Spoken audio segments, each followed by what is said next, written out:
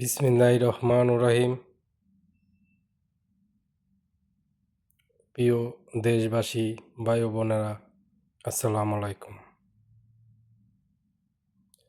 আমাদের দেশে তথাকথিত কিছু ভণ্ড, লুচ্চা, বদমাইশ, মুখোশধারী, নামধারী আলেম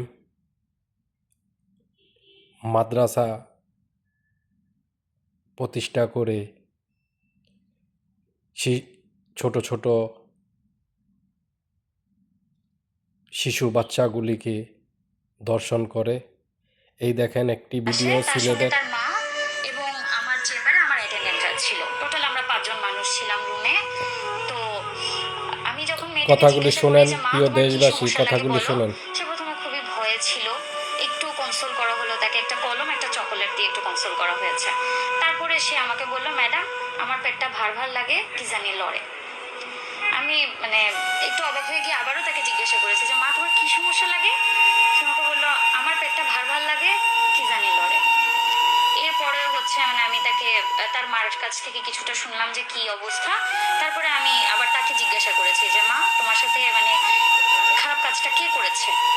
সে শুধু হুজুর হুজুর শব্দটা সে 2বার বলল, হুজুর বলে বাচ্চাটার পুরো ফেসে আসলে এতখানি ভয়ের এক্সপ্রেশন ছিল, সে এদিক ওদিক তাকাচ্ছে রীতিমতো। সে কমফোর্টেবল না, সে একদমই আনকমফোর্টেবল, চোখে মুখে পুরোপুরি ভয়। এবং সে বারবার হুজুর ওয়ার্ডটা 2বার রিপিট করার পরে বাচ্চা আর কোনো কথাই বলতে আগ্রহী না। সে আর কোনো কথাই বললো না। পরে আলট্রাসোনোগ্রাফি রুমে আবার তার মা ছিল। আমরা যখন বাচ্চাটার আলট্রাসোনোগ্রাম করি তার মা ছিলেন রুমে। তার মার সামনেও আমি তাকে বারবার বলেছি যে মা এরকম কেউ করলে, কেউ ব্যাড টাচ করলে তাকে মার দিতে হয়, তোমার মা কি তোমাকে বলেননি? তো সে দেখলাম যে বাচ্চাটার আসলে কোনো নেই, আগ্রহী নেই তার এই কনভারসেশনটাতে। সে শুধু একটাই হুজুরের নাম উচ্চারণ করলেই তার একটা চোখে মুখে ভয়, এবং সে আর তখন চোখে চোখ রেখে কথা বলতে পারে না, এদিক ওদিক তাকায়। এই মেয়েটা ইয়াতিম, তার বাবা ইন্তেকাল করেছেন অন্তত আরো 4-5 বছর আগে। তো এই মেয়েটা তার নানির কাছে মানুষ, নানির বাড়িতে থাকে। আর মেয়ের মা সংসারের খরচ জোগানোর জন্য সিলেটে গৃহকর্মীর কাজ করেন, মানুষের বাসায় গৃহকর্মীর কাজ করেন। তো মেয়েটাকে তিনি এলাকাস্থ ফাতেমাতুজ জোহরা মহিলা মাদ্রাসায়, কওমি মাদ্রাসা, ফাতেমাতুজ জোহরা কওমি মাদ্রাসায় ভর্তি করেন, যে মাদ্রাসার প্রতিষ্ঠাতা পরিচালক হচ্ছেন আমানুল্লাহ সাগর, এবং ওনার ওয়াইফ হচ্ছেন এই প্রতিষ্ঠানের মেন দায়িত্বে, উনি হ্যান্ডেল করেন সবকিছু। তো গত নভেম্বর মাসে নাকি বাচ্চাটাকে ছুটির পরে বারান্দা ঝাড়ু দেওয়ার জন্য বলা হয়। আমানুল্লাহ সাগর হুজুরি নাকি বাচ্চাটাকে বলেন বারান্দা ঝাড়ু দিয়ে তারপর বাসায় যেতে। তো বাচ্চা বারান্দা ঝাড়ু দেওয়া শুরু করে। বারান্দা ঝাড়ু দেওয়ার এক পর্যায়ে নাকি হুজুর তাকে বলে হুজুরের যে রুমটা, প্রতিষ্ঠাতা পরিচালকের যে রুমটা, এই রুমটাও যেন পরিষ্কার করে দেয়। তো বাচ্চা রুম পরিষ্কার করার জন্য ভেতরে ঢুকলে উনি দরজা বন্ধ করে বাচ্চার সঙ্গে পৈশাচিক আচরণটা করেন। 5 থেকে আরো 7বার উনি এটা রিপিট করছেন আচরণটা বাচ্চার সঙ্গে। পরপর বেশ কয়েকদিন, পরপর প্রায় 5 থেকে 7 দিন উনি একই কাজ করছেন, এবং বাচ্চাকে ভয় দেখাইছেন যে বাচ্চা যদি কাউকে বলে দেয় বাচ্চার নানিকে মেরে ফেলবে, বাচ্চাকে মেরে ফেলবে, বাচ্চার মাকে সিলেটে খুঁজে নিয়ে মারবে, সিলেটে মেরে ফেলবে, এমন ভয় দেখানো হয়েছে বাচ্চাকে। বাচ্চা ভয়ে কাউকে বলে নাই। এবং একটা পর্যায়ে নাকি গত বছরের জানুয়ারি ফেব্রুয়ারির দিকে বাচ্চাকে মাদ্রাসা থেকে বেরও করে দেওয়া হয়েছে। এই বছরের জানুয়ারি ফেব্রুয়ারির দিকে বাচ্চাকে মাদ্রাসা থেকে বের করে দেওয়া হয়েছে। গত মার্চ মাসে বাচ্চার নানি খেয়াল করলেন যে বাচ্চার পেটটা অস্বাভাবিকভাবে বড় হয়ে যাচ্ছে। তারপরে তারা ডক্টর কনসাল্ট করেন, এবং ফিজিক্যাল এক্সামিনেশনে জানা যায় যে বাচ্চার সিম্ফাইসিও ফান্ডাল হাইট, যেটা আমরা ইউটারাসের হাইট যেটা মেজার করি প্রেগন্যান্সিতে, এটা কিন্তু এইজ করেসপন্ডিং এক একটা হাইট আসে। এই বাচ্চার হাইট তখনই অলমোস্ট 25-26 উইক্সের মতো। আর আমার কাছে যখন বাচ্চা আসে আমি এটা 27 উইক্স করেসপন্ডিং হাইট পেয়েছি। আমি নিজেও একজন শিশু সন্তানের মা, আমার নিজেরও 5 বছরের একটা মেয়ে বাচ্চা আছে। আমি আসলে এই বাচ্চার ভবিষ্যৎ নিয়ে আমি কিছু চিন্তা করতে পারছি না, আমার মাথায় আসলে আসে না।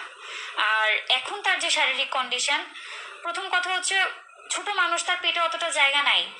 একটা একদম টিপিক্যাল গ্রামীণ অপুষ্টিতে আক্রান্ত বাচ্চা, 11 বছরের বাচ্চা, তার ওজন এখনো 30 কেজি হয় নাই। উল্টা সে আরো প্রেগনেন্ট। পেটের বাচ্চাটার ওজন প্রায় 998 গ্রামের মতো, প্রায় 1 কেজির কাছাকাছি। তো মানে ওর অ্যানিমিয়া আছে, রক্তশূন্যতা আছে, বাচ্চাটার হিমোগ্লোবিন মাত্র 8.5, যেখানে অ্যাভারেজ রেঞ্জ হচ্ছে 12 to 14। আর গাইনোকোলজিতে আমরা যেটা আসলে পড়ি, আমাদের পুরো লাইনটাই হচ্ছে ম্যাচিওর ফিমেলদেরকে নিয়ে, মানে ডেলিভারি বা রিলেটেড লাইনগুলো এরিয়াগুলো ম্যাচিওর ফিমেলদেরকে নিয়ে।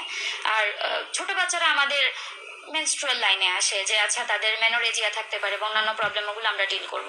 কিন্তু এই বাচ্চাটার আসলে লেবার মেনটেনেন্স কি হবে না, আমার আসলে মানে আমি আসলে বুঝতে পারতেছি না আমি আসলে কি বলবো। এবং তাকে যখন আমি তার ফ্যামিলিকে বলেছিলাম যে আপনারা আসলে কি চান এখন বাচ্চাটাকে নিয়ে, আপনারা কি বাচ্চাটা অ্যাবর্ট করবেন, পেটের বাচ্চাটা নষ্ট করে ফেলবেন, নাকি ডেলিভারি পর্যন্ত যাবেন, তারা নিজেরাও আসলে কনফিউজ যে তারা কি করবে।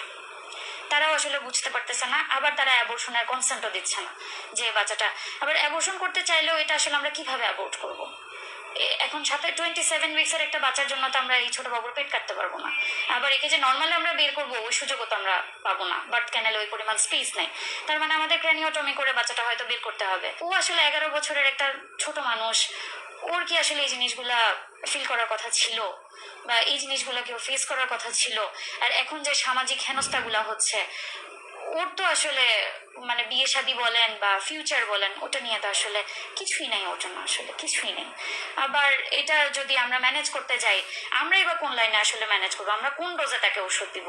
পিডিয়াট্রিক্সের লাইনে যেটা, যে বাচ্চার ওজন উচ্চতা মেপে ওকে ওষুধ দিব, নাকি নর্মাল ডেলিভারির লাইনে যেটা আছে, যে স্যালাইনের মধ্যে এতটুকু পরিমাণ ওষুধ দিয়ে আমরা তাকে ড্রিপ চালু করে বাচ্চাটা বের করবো? আমি নিজেই আসলে হতবাক হয়ে গেছি, আমার ভাষা নাই, আমি আসলে কি করবো। এখন বলেন, বিয়েটা হচ্ছে বৃহস্পতিবার দিন দুপুর। এখন বলেন প্রিয় দেশবাসী, পুরা ভিডিওটা আপনাদের সামনে দেখালাম। এখন আপনারা বলেন, এই আলেম নামের এই কুত্তার বাচ্চাকে কি করা উচিত? এই আলেম নামের এই জানোয়ারের বাচ্চারে কি করা উচিত? বাংলাদেশে বেশিরভাগ মহিলা মাদ্রাসাগুলির এই আলেম নামের জানোয়াররা নারীদের নির্যাতন করে, শিশু বাচ্চাদের নির্যাতন করে, তাদের ধর্ষণ করে। বেশিরভাগ কিছু কিছু কিছু সামাজিক যোগাযোগ মাধ্যমের দ্বারায় প্রকাশ পায়, কিছু কিছু প্রকাশ পায় না। আজকে এই শিশু বাচ্চাটার দায়, তার দায়িত্ব কে নিবে? 11 বছরের একটা বাচ্চার পেটে যদি এক কেজির আরেকটা বাচ্চা থাকে, তাহলে দায় কে নিবে? আমাদের সমাজ, আমাদের বাংলাদেশের সমাজ, আমাদের বাংলাদেশের নামদারি কিছু আলেমের এরকম অবনতি, তারা কুকুরের থেকেও বেশি খারাপ হয়েছে। তারা কুকুরের থেকেও জঘন্যতম কাজ করে তারা। এই আলেম নামের এই কুত্তার বাচ্চারে হত্যা করা হোক, এই আলেম নামের এই কুত্তার বাচ্চাকে হত্যা করা হোক।